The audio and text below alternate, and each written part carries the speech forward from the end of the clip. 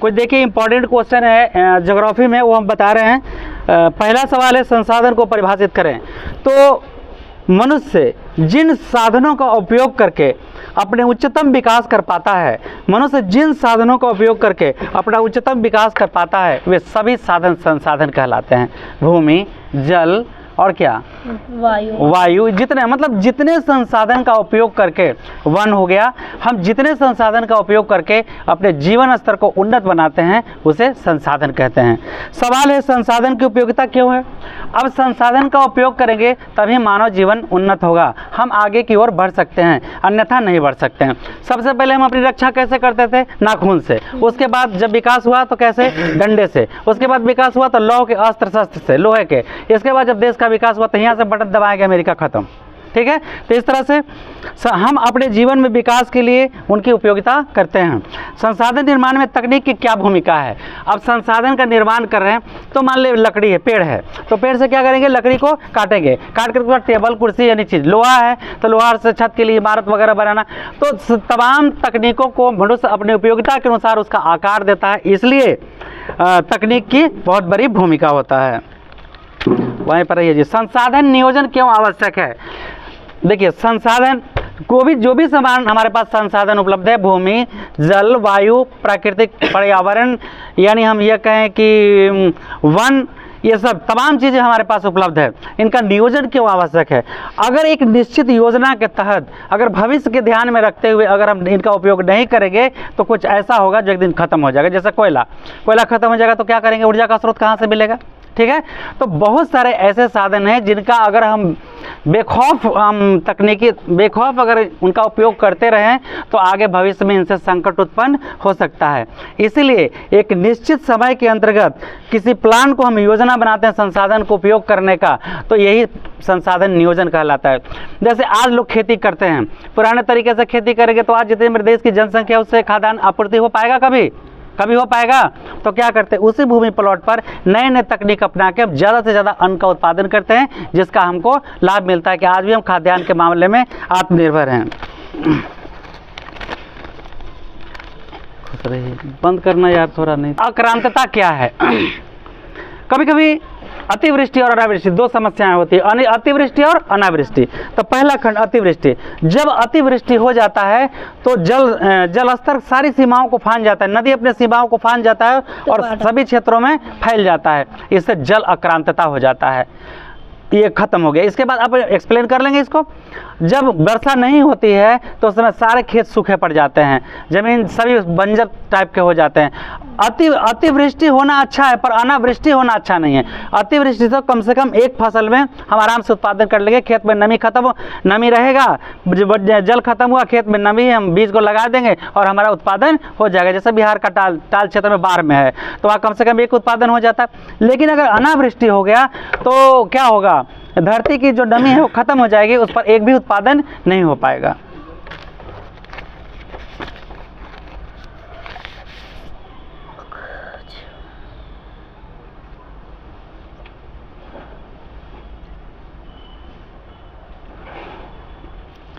अब चले लिखा है समुद्री जल के क्या लाभ हैं? समुद्री जल के क्या लाभ हैं? समुद्री जल तो खड़ा होता है, हम उसे पी नहीं सकते हैं, लेकिन आज समुद्री यातायात मार्ग का अच्छा साधन है। कहीं आवागमन का समुद्री मार्ग से बड़े बड़े जहाज जाते हैं, उसमें बड़े बड़े मत्स्य पालन होते हैं, बहुत लोगों को रोजगार मिलता है। सुनते हैं कि सुनामी आने वाला है, इतना नौका गया हुआ है, मछली मारने वाले सब लापता हो गए, तो बहुत सारे लोगों को रोजगार का साधन भी है। तो मत्स्य पालन हो जाता है, सिंचाई कर सकते हैं, उससे नहर योजना निकाल करके आप सिंचाई कर सकते हैं। तो हाँ, समुद्र के पानी से मछली का पालन हो सकता है, नौकायान हो सकता है, और क्या हो सकता है? नमक बना सकते हैं। तो ये समुद्र जल के इतने लाभ हैं। और आने वाले भविष्य में हम जिसे खारा जल कहते हैं उसको आसवन विधि द्वारा रिफाइन करके जब भूमिगत जल खत्म हो जाएगा, पीने योग्य पानी खत्म हो जाएंगे, 3/4 तो समुद्री जल है, अब थोड़ा बहुत बचा है इधर भूमिगत जल जो पीने योग्य हैं, अगर वो समाप्त हो जाएंगे तो उसी को आसवन विधि द्वारा शुद्ध करके हमको डिब्बा में ला के वही बोतल में पानी दिया जाएगा। जो आज 20 रुपये खरीदते हैं, एक दिन ऐसा समय आएगा ऊपर एक जीरो बढ़ जाएगा, फिर उस तरह और जीरो बढ़ जाएगा। 200 से 2000। चलिए, चिपको आंदोलन क्या है? चिपको आंदोलन में इसके इतिहास पहले बता दूं कि सबसे पहले 1731 ईस्वी में अमृता देवी बिश्नोई जोधपुर के रहने वाली थी, राजस्थान जिला जोधपुर के रहने वाली थी। राजस्थान में जोधपुर जगह है, वहाँ बिश्नोई नामक एक गांव है। तो अमृता देवी बिश्नोई सबसे पहले वहाँ का राजा राजमहल बनाने के लिए, एक महल बनाने के लिए क्या किया था, एक महल बनाने के लिए वहाँ पे लकड़ी काटने, मतलब पेड़ काटने के लिए भेजा। तो वहाँ के लोग यूनिटी बनाए और कहें कि नहीं, ये पेड़ नहीं आपको काटना है। उसका नेतृत्व अमृता देवी बिश्नोई की थी 1931 में। तो पेड़ नहीं काटा गया। एक खबर जाके राजा को पहुंचाया गया, तो राजा भी सोचे कि गलती हुआ है हमसे, अब पेड़ नहीं काटा जाएगा। उसके बाद टिहरी बांध बनने लगा। तो टिहरी बांध बनाने के क्रम में, टिहरी बांध बनने के कारण हजारों हजार वृक्ष काटे जाने लगे थे। तो उसका नेतृत्व सुंदरलाल बहुगुणा किए थे, चिपको आंदोलन चला करके। तो अंगू के पेड़ सबसे पहले क्या हुआ था कि उसमें लोग कृषि के कार्य करने हेतु जो औजार बनाना था उससे वो लकड़ी काटना चाहते थे, लेकिन उस पर मना कर दिया गया। उसके बाद वहाँ बांध बनाने के लिए योजना बनाया गया टिहरी बांध के लिए, और वहाँ हजारों हजार वृक्ष काटे जाने लगे। तो सुंदरलाल बहुगुणा इसके लिए आयोजन किए थे और चिपको आंदोलन में भाग लिया और इसे रोका गया। बताइए चिपको आंदोलन के बारे में आप बताइए तो जल्दी जरा। हाँ जल्दी आइए।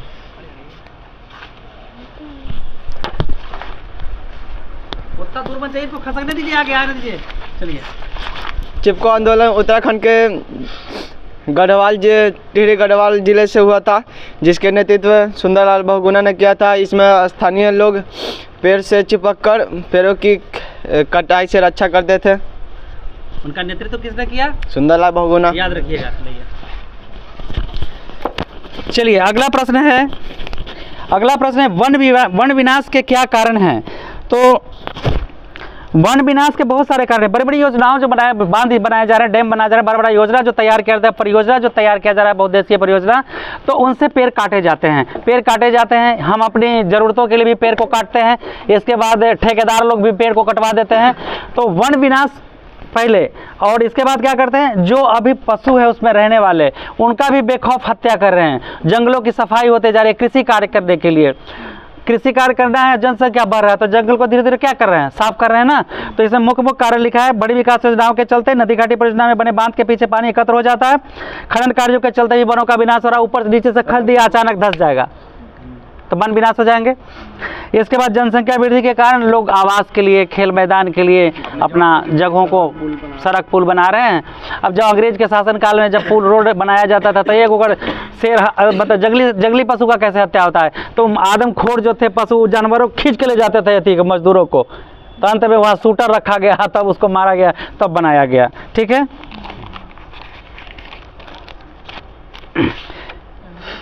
वन जीवों के ह्रास के क्या कारण हैं? वन विनाश हो रहा है तो जंगली जीव कहाँ रहेंगे? वन में रहेंगे। और वन विनाश का ह्रास हो रहा है, वन जो है उसको सीमित किया जा रहा है, छोटा करते जाए, छोटा कर। एक हम छोटा सा उदाहरण देते हैं।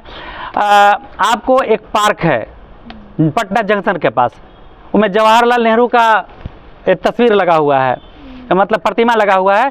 वो आकार, उस गोलंबर की बात कहानीकार बहुत पहले किया था। आज वो गोलंबर क्या हो गया, सिमट गया है।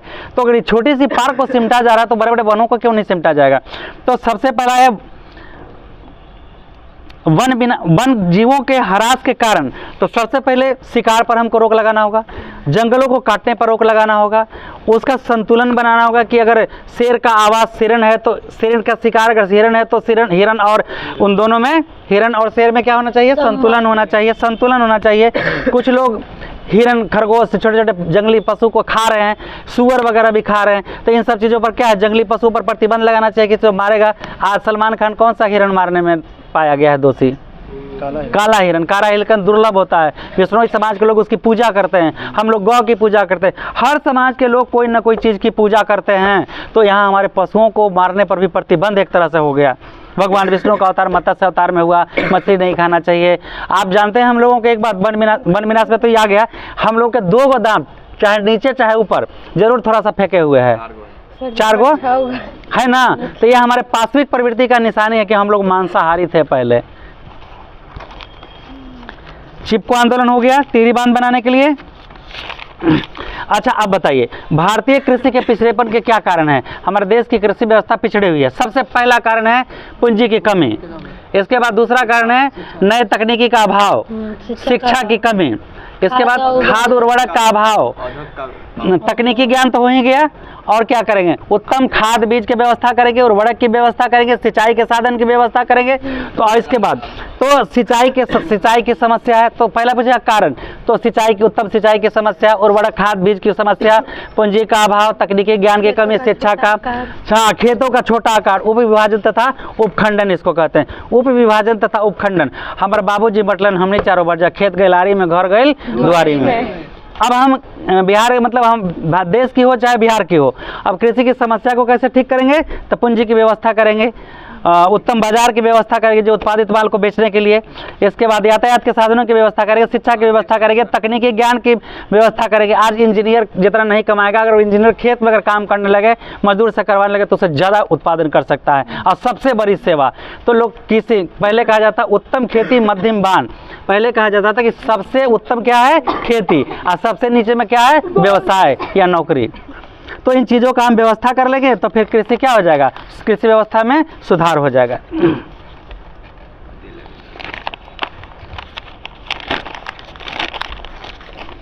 अच्छा, सागर सम्राट क्या है बताइए मास्टर जी, जल्दी जल्दी, सागर सम्राट, सब क्वेश्चन रिपीट करेगा। सागर सम्राट, सागर सम्राट एक जलमंच है जो समुद्र के काफ़ी गहराई से तेल निकालने का काम करता है। यह बम्बई हाई में स्थित है।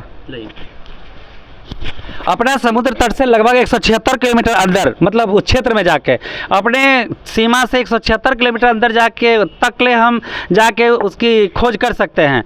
और वहाँ पर एक मचान बना करके, और वहाँ पंप की खुदाई करके वहाँ से पाइपलाइन द्वारा लाया जाता है क्या चीज़ को, पेट्रोल, जो भी, मतलब कि वहाँ से तेलीय चीज़ को लाया जाता है, उसको रिफाइन करेंगे तो पेट्रोल मिलेगा, प्रोडक्ट मिलेगा, ग्रीस मिलेगा, डीजल मिलेगा, जो कुछ है किरासन तेल, सब उसी को रिफाइन करके उपलब्ध होता है। सर इसमें बोले 176, तो उधर बोला 192। ना हम यहाँ रिपीट कर दिए। पहला चैप्टर में 192 बोला है। कौन चीज़ का? यही नदी घाटी परियोजना। आइए, नदी घाटी परियोजना को बहुउद्देशीय क्यों कहा जाता है? नदी घाटी परियोजना से हमें बहुत सारी परियोजनाएं संभव हो पाती है, इसलिए इसे नदी घाटी परियोजना बहुउद्देशीय परियोजना कहलाती है। इससे सुखाड़ को बचाया जा सकता है, और सिंचाई की व्यवस्था की जा सकती है, पानी पीने के लिए और बिजली उत्पादन के लिए आदि कार्यों में किया जा सकता है। हाँ, मत्स्य पालन के लिए। अगला क्वेश्चन है, हरित क्रांति से आप क्या समझते हैं? तो जब भारत पाकिस्तान युद्ध हुआ था 1965 के आसपास में, यानी 60 के दशक में, 60 के दशक 10 साल का 60 से 70 होता है, तो 65 से माना जा रहा है। 65 में जब युद्ध हुआ था हमारे बीच, मतलब इंडिया और पाकिस्तान के बीच में, तो अमेरिका पहले से गेहूं देता आ रहा था, वो गेहूं देना बंद कर दिया। क्यों युद्ध किया? तो हमेशा सब देश को बर्बाद करते रहा, एक नंबर का चापलूस है, जनने जाता है खीर ओढ़ने जाता है। फिर उसके बाद वो गेहूं देना बंद कर दिया। उस समय प्रधानमंत्री हमारे लाल बहादुर शास्त्री थे, उन्होंने जय जवान और जय किसान का नारा दिया। जय जवान, हमारे देश की सीमा की रखवाली करने वाले, जय जवान, और जय किसान, किसान मिलकर के अधिक उपजाऊ आंदोलन किए। और इस तरह से उत्तम खाद उर्वरक बीज इत्यादि सिंचाई की व्यवस्था करके, और एक उत्तम साधन के माध्यम से हम खेती, अच्छे ढंग से खेती किए, और खाद्यान्न के मामले में आज तक आत्मनिर्भर हैं। उस समय की बातें छोड़ दें, आज तक हम लोग आत्मनिर्भर हैं। तो भारतीय कृषि की विशेषता है कि हम अन्न उत्पादन करने के साथ साथ कृषि से विदेशी वस्तुओं का निर्यात भी करते हैं। जैसे कृषि से हमको क्या क्या मिलता है? कच्चा माल मिलता है, रुई, जूट, कपास, और कुछ अनाज भी भेजते हैं, मसाला भी भेजते हैं विदेशों को। तो ये सब हमारे फायदा है, लाभ है। 40% राष्ट्रीय आय में करते हैं। योगदान देता है। अगला क्वेश्चन है, गेहूं की उपज के लिए आवश्यक भौगोलिक दशाओं का वर्णन करें। गेहूं की उपज के लिए निम्नलिखित भौगोलिक दशा होना चाहिए। उपजाऊ ऊंचास भूमि होना चाहिए, जल धारण करने की क्षमता होनी चाहिए, गेहूं जाड़े में उपजाई जाने वाली फसल है, फिर 50 से 78 सेंटीमीटर वर्षा होनी चाहिए, वर्षा की कमी से सिंचाई करनी पड़ती है। अगर वर्षा कम, इस गेहूं में 2-3 पटवन किया जाता है, एक बीज डालेंगे तब, एक थोड़ा बड़ा हो गया तब, और एक लास्ट में पानी दे देंगे जब बाल फूटने लगता है उस समय, उसके बाद वो पानी का ज़्यादा ज़रूरत नहीं होता। और ठंडा का सीजन रहता है, इसके लिए मेन चीज़ है जलवायु कितना, मतलब मौसम कैसा होना चाहिए। अब तो धान होने लगा है कई ये क्षेत्रों में ना, और सबसे पहले हम अच्छा सा मशीन यंत्र इस्तेमाल करके और हम मिट्टी अच्छा की से जांच अच्छा कराएंगे। मिट्टी की जांच करवा लेंगे। जांच करवाने से हमको क्या फ़ायदा मिलेगा कि उसमें कौन सा पोषक तत्व है और कौन सा पोषक तत्व और हमको देना है, वही पोषक तत्व उपलब्ध कराएंगे। उसके बाद हमने आप उधर आज के किसान क्या हैं, खेत में केवल खाद डालते हैं। जो पढ़ा लिखा किसान है, अब पूछेगा कि खेती करने में पढ़े लिखे बीमारी है तुमको? पढ़े लिखे किसान क्यों होने चाहिए? किसान पढ़े लिखे रहेंगे, मिट्टी की जांच करवा देंगे, कौन सा तत्व है कौन सा तत्व नहीं। 1000 के अगर खाद बेकार डाल रहे हैं, उसका पोषक तत्व वहाँ मौजूद है तो उसमें देने से कोई फायदे तो नहीं होंगे। इसलिए मिट्टी की जांच करा लेंगे, कितना क्या चाहिए और तब हम उस पर आगे काम करेंगे। आपका एक आदत देखते हैं ना, उसको ज़रा संभालिए। एक है उदारीकरण टॉपिक। उदारीकरण क्या है? तो इसमें सरकार की उदारता होनी चाहिए। उद्योग धंधे पर ज़्यादा मात्रा में टैक्स न लगाए और कम के बराबर ना के बराबर टैक्स लगाए, या तो टैक्स फ्री कर दे उद्योग, तो हमारे देश में विकसित हो जाएंगे उद्योग धंधे और काफ़ी आगे निकल पाएंगे। ये उदारीकरण हुआ। उदार दिल का आदमी है तो सरकार को उदार होना चाहिए, टैक्स वैक्स पर थोड़ा ध्यान देना चाहिए। और ज़्यादा टैक्स लगा देगा तो पूंजी कहाँ से आएगा, उतना जितना फ़ायदा नहीं होगा। जैसे लगान क्या होता है, पहले अंग्रेज क्या करता था, खेत में उत्पादन हो या नहीं हो आपको इतना लगान देना है। तो उसी तरह सरकार, उद्योग में लाभ हो रहा है या हानि हो रहा है या डूब रहा है, ज़्यादा टैक्स लाद देगा तो अंत में कंपनी बंद हो जाएगी। तो उदारी सरकार को चाहिए कि टैक्स में देखे कि किस तरह का उद्योग है, कितना वो चल रहा है, उसके माध्यम से अपने ज़रूरत के अनुसार टैक्स लगाए या टैक्स फ्री कर दे। इसको उदारीकरण कहते हैं। इसके बाद है निजीकरण। निजीकरण का अर्थ होता है पूंजीपति। पूंजीपतियों के हाथ में जो उद्योग रहता है उसे हम निजीकरण कहते हैं। सारे देखरेख पूंजीपतियों के हाथ में होता है, लेकिन उसमें अब सरकार हस्तक्षेप करना इसलिए ज़रूरी है। पूंजीपतियों के समान मतलब पूंजीपतियों के लिए निजीकरण के मामले में सरकार को हस्तक्षेप इसलिए करना जरूरी हो जाता है क्योंकि अगर किसी वर्कर को दुर्घटना हो जाता है तो पैसा देने से इनकार करता है, उसका मुआवजा देने से इनकार करता है।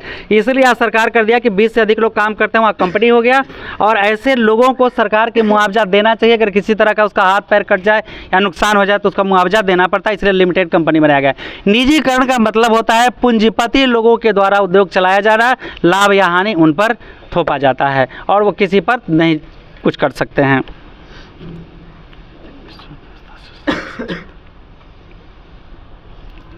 अब है वैश्वीकरण। देश की अर्थव्यवस्था को विश्व स्तर पर लाने के लिए विश्व की अर्थव्यवस्था से जोड़ दिया जाता है। देश की अर्थव्यवस्था को विश्व स्तर पर लाने के लिए विश्व से जोड़ दिया जाता है, और ऐसा जो नीति होता है उसको कहते हैं वैश्वीकरण। विश्व का एकीकरण हो जाता है, उसमें विश्व का एकीकरण हो जाता है। तमाम देश को एक मंच पर समझिए समेट करके लाने को वैश्वीकरण कहते हैं। वैश्वीकरण से लाभ क्या है? एक वैश्वीकरण से लाभ हुआ कि जो वस्तु वाले हमको इंडिया में चाहिए तो विदेश जापान का वस्तु आपको इंडिया में मिल जाएगा। कहते हैं made in Japan, made in China रहता है ना, टीवी लेने जाते हैं तो अगर बाजार एक मंच पर नहीं मिलेगा तो विदेशी सामान आपको यहाँ तो उपलब्ध नहीं होगा। बात समझ में आया? लाभ ही होता है कि श्रम यहाँ का वहाँ जाएगा, श्रम भी जाएगा, पूंजी भी जाएगा। अगर कोई विदेशी, जैसे नीति इसका होता है कि अगर कोई विदेशी अपने देश में भारत में अपना लगाना चाहता है पूंजी को, तो यहाँ का कच्चा माल उसको उपयोग करना पड़ेगा, वर्कर से यहाँ का देना पड़ेगा उसको। तो दो चीज़ें फायदा हुआ कि नहीं? अब सारे वर्कर्स को लगाएगा तो दिक्कत हो जाएगा। कुछ वर्कर्स लगाते हैं इधर का और कुछ बाहर का।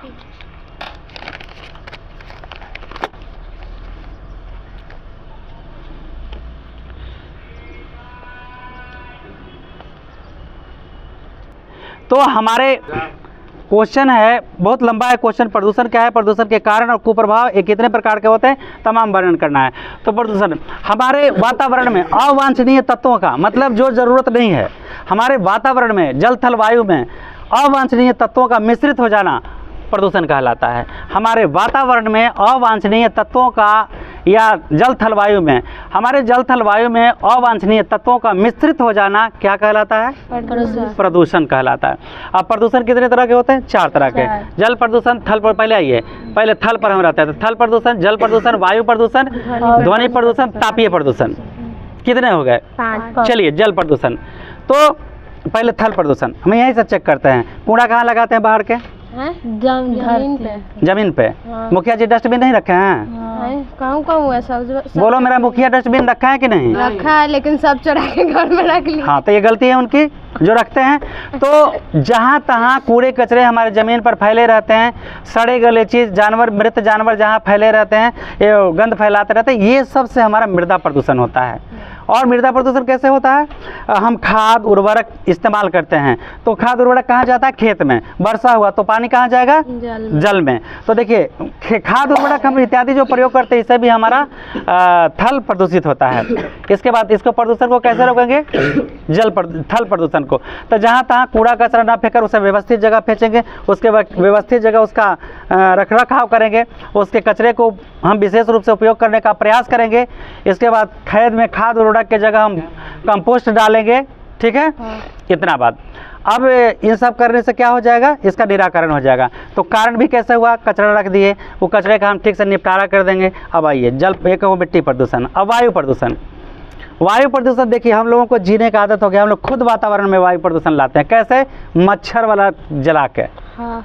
4 गो मच्छर वाला जला दीजिए, को बच्चा 5 साल के बच्चा को सुता दीजिए, मालूम पड़ेगा जिंदगी भर के लिए सुत गया।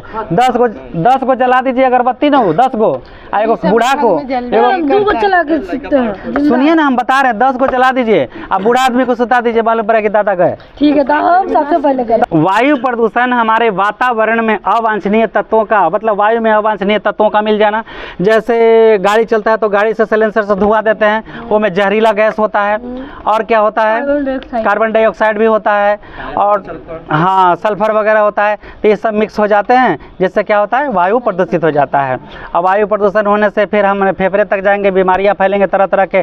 आप देखेंगे कि जो फैक्ट्री में काम करता है उसको 2 तरह का जल्दी से कान खराब हो जाएगा जल्दी, अब बीमारी हो जाएगा जल्दी। तो बहुत सारे ऐसे जो इंस्ट्रक्शन रहता है उसमें कंपनी में काम करने वाले लोगों के मास्क लगाए रहे हैं, लेकिन सोचता है कि हम हीरो ही मास्क नहीं लगाएंगे। जैसे आप देखिएगा कि वेल्डिंग करे वाला के देखिएगा ना, कि खुले के वहाँ से टुई टुई टुई करता है, और यहाँ खराब हो जाएगा। 25 से 30 साल में बियाह हो गया तो औरत बेचारी झक मारेगी, है ना? सर जी, वो धुआं के बारे में तो बोलवे नहीं। हाँ, चिमनी से धुआं होता है, ठीक है? घर में भी आप गोईठा वगैरह जलाते हैं तो उससे भी धुआं होता है, तो इससे प्रदूषण फैलता है। हो गया? तो इन, हाँ, उससे भी होता है, उससे नहीं होता, धुआं नहीं होता उससे। होता है। चलिए अब आगे हैं। तो जल प्रदूषण कैसे? वायु प्रदूषण को हम इसके रोक देंगे इससे। अब ध्वनि प्रदूषण, आप सिलेंसर युक्त वाहन का प्रयोग करिए ताकि आवाज़ नहीं हो। बैटरी वाला गाड़ी इस्तेमाल करिए, सब चीज़ बैटरी वाला अगर इस्तेमाल करेंगे तो ध्वनि प्रदूषण भी काफ़ी रुक जाएगा। लोग डीजे वगैरह वगैरह बजाते हैं तो इन सब पर रोक लगाना होगा, तो डीजे नहीं बजाएंगे। डीजे बजाने से जानते हैं सबसे पहले बीमारी लोगों को, और जो 70 के ऊपर हो चुके हैं वो हार्ट अटैक कर जाएगा। देखते हैं आप यंग हैं अभी, मान लें किशोरावस्था में हैं, तो आप नाचते तो जरूर, लेकिन कलेजा आपका धक धक करता है। तो सोचिए जरा, बुढ़वा के बारे में सोचिए, जरा लड़कवा के बारे में सोचिए, ठीक है ना? तो आप बीच की कड़ी, इन सारी चीज़ों को सोचना आपका काम है। अच्छा, तीसरा कारण हो गया वायु प्रदूषण हो गया, जल प्रदूषण हो गया। जल प्रदूषण हो गया, नदी में भी कचरा उचरा दहा देते हैं, और क्या करते हैं? लाश उस दहा देते हैं, मृत शव दहला देते हैं। अब ये ध्वनि प्रदूषण भी हो गया। कैसे होता है ध्वनि प्रदूषण? सिलेंसर युक्त वाहन से, बड़े बड़े सिलेंसर युक्त वाहन का हम प्रयोग करेंगे। तो और भी क्या होता है? कंपनी में आप जाएंगे तो एकदम घड़र घड़र आवाज़ करते रहता है, तो हम ऐसे मशीन का उपयोग करेंगे जो ज़्यादा आवाज़ ना करें और प्रोडक्शन करें। अब तापीय प्रदूषण होता है। आज देख रहे हैं हम लोग बम के स्टॉप पर बैठे हुए हैं, बम के स्टॉप पर बैठे हुए हैं, पूरा बारूद के ढेर पर बैठे हुए हैं। तो क्या होता है? जो कंपनी चलता है, फैक्ट्री चलता है, इनसे कचड़े धुएं निकलते हैं। हम बम वगैरह जो भी इस्तेमाल करते हैं, जो भी, जिससे तापीय प्रदूषण में क्या करेगा? सीधा जाके वायुमंडल में सुराख कर देगा। वायुमंडल में जब सुराख करेगा तो ओजोन स्तर तो फट जाएगा या सुराख हो जाएगा। तो सुराख हो जाएगा तो उससे आने वाली पराबैक्टेरिया और किरणें, यानी अल्ट्रावायलेट रेज हमारे शरीर को नुकसान पहुंचाएंगे। अब यहाँ पर ये तो हो गया, ये सब कारण निवारण हो गया। अब जानिए, अब एक सवाल यहाँ ही होता है कि अभी हम बोले ओजोन स्तर क्या है? ये पर्यावरण को सुरक्षा करने वाला एक सुरक्षा कवच है, पर्यावरण को सुरक्षित रखने का एक सुरक्षा कवच है। ये नीचे धरातल से 15 से 50 किलोमीटर की ऊंचाई तक ये रहता है, 15 से 50 किलोमीटर की ऊंचाई पर ये पाया जाता है। सूर्य से आने वाले पराबैंगनी और अवरक्त किरण को, जो हमारे शरीर को और पेड़ पौधों को नुकसान करता है, उससे आने से क्या करता है? रोकता है। अगर इससे होगा क्या? अगर सीधे अवरक्त किरण यहाँ पे आ जाएंगे पराबैंगनी किरण तो सीधे पेड़ पौधों को जला देगा, आदमी में त्वचा रोग हो जाएगा, सब कुढ़िया हो जाएगा, तो जा कोनो के ब्याह नहीं होगा। हाँ त्वचा रोग यानी तो क्वेश्चन क्या हुआ? हाँ बताते हैं। ओजोन स्तर क्या है? ये हो गया। ओजोन स्तर में सुराग होने से क्या होगा हानि? ये भी हो गया। सब बताते हैं बाबा, धैर्य रखिए। ग्रीन हाउस आएगा तो ग्रीन हाउस याद है जी आपको? हमको थोड़ा सा याद है।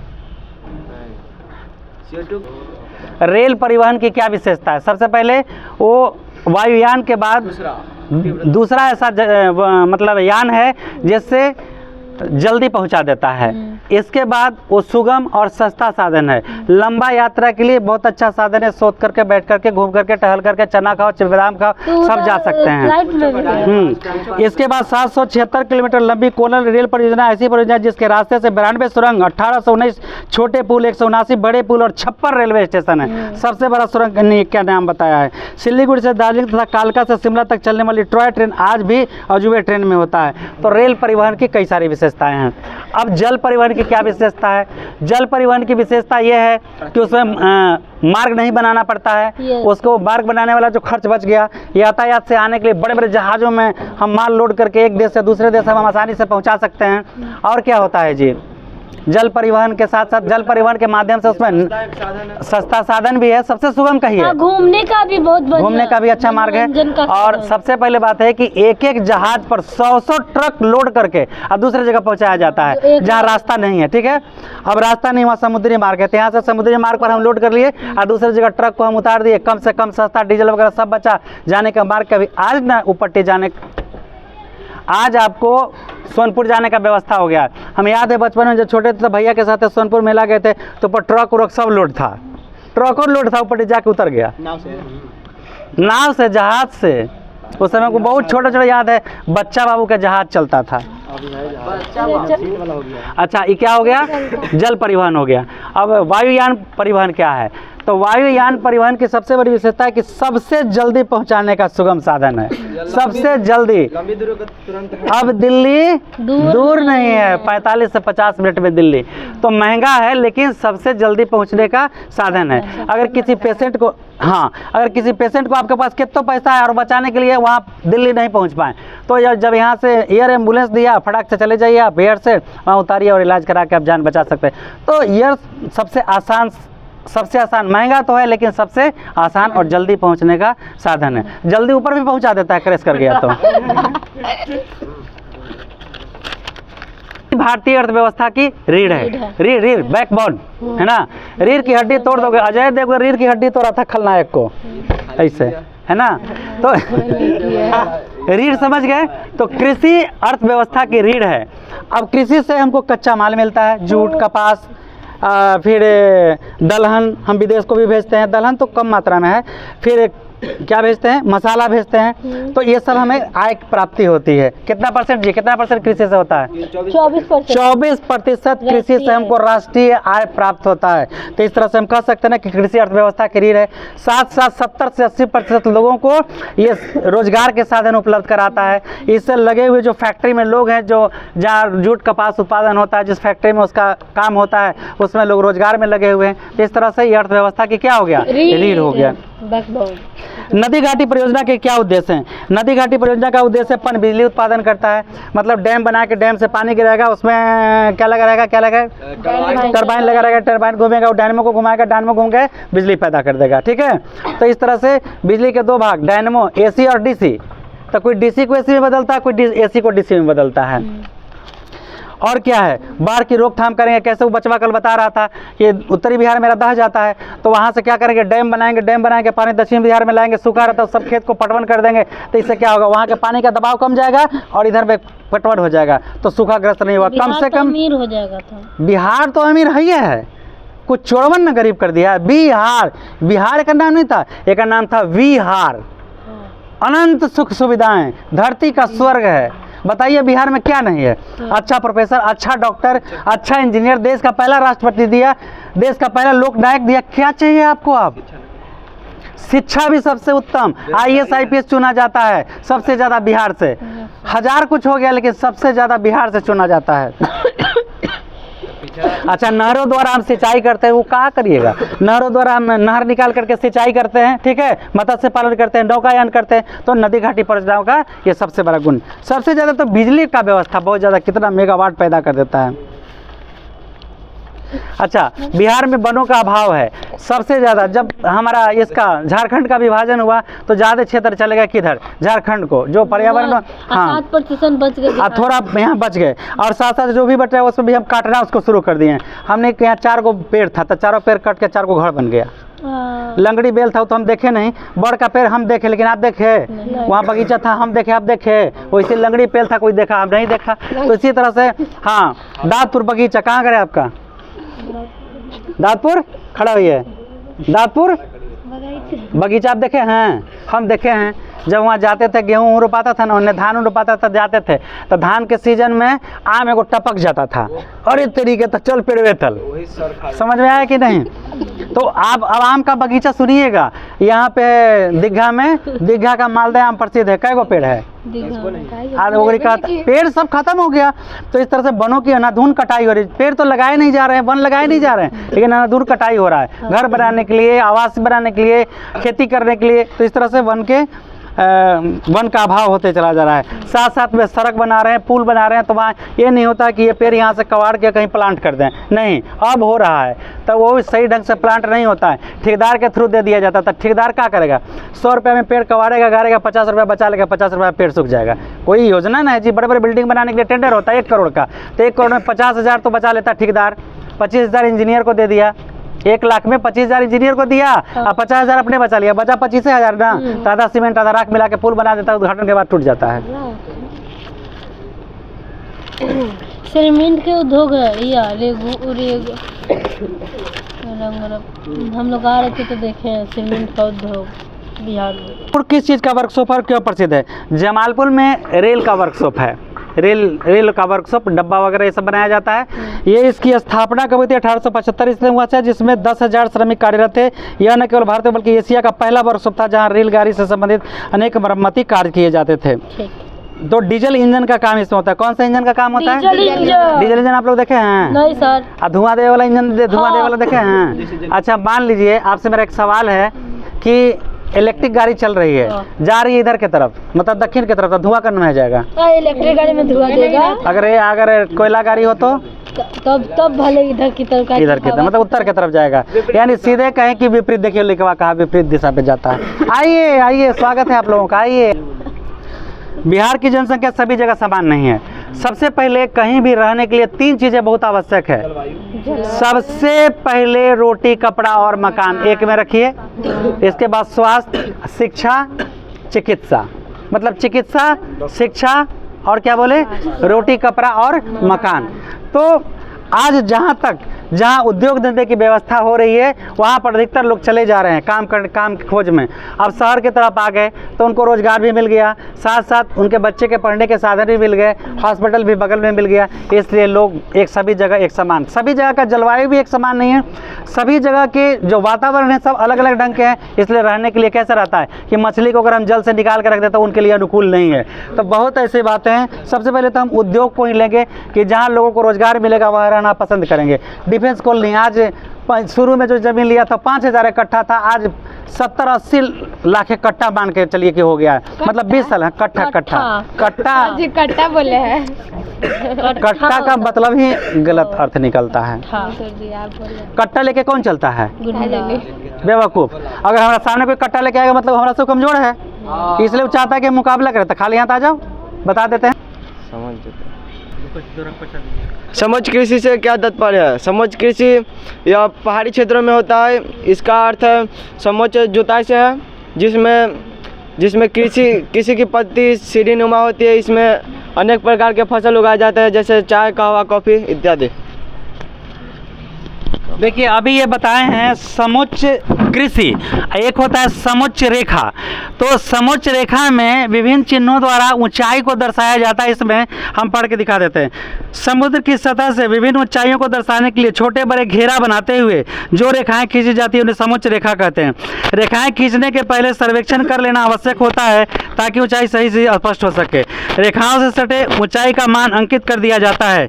मानचित्र में इन्हीं अंकों को न दर्शा कर बादामी रंग से दिखाते हैं।